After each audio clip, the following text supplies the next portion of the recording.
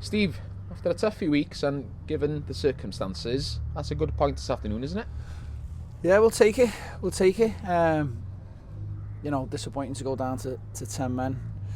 We've got ourselves in front, give 2 poor goals away again, and then we've got back into it second half, and I thought we'd go on to win it. Obviously, we have a man sent off. It makes the task a lot more difficult, doesn't it? Ryan, pwynt yn ebyn 10 dyn, ond o ystyried yr amgylchiadau a bod chi oedd ei cartra, di hwnna'n bwynt da? Wastad yn pwynt da i cael oddi cartre, yn wedig dod lan fan hyn. Mae fe'n tyn iawn, maen nhw'n neud y gêm yn gorfforol iawn, a maen nhw'n scrapo war y teg.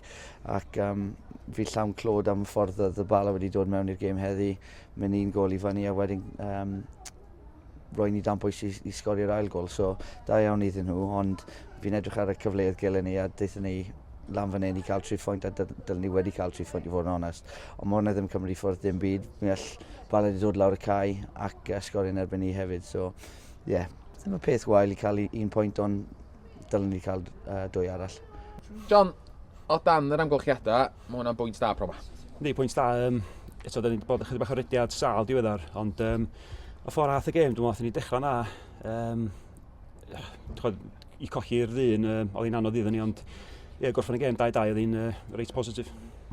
Ac ar ôl cael yr pwynt na prawn ma, bod chi wedi bod ar rydiad anodd yn ddiweddar, da chi dal i fod yn y frwydr i gyrraedd o'ch chwech ucha? Yndi, fel mae Fish yn dweud, mae gennym ni gema adra, ond mae rhaid ni wneud heina cyfri.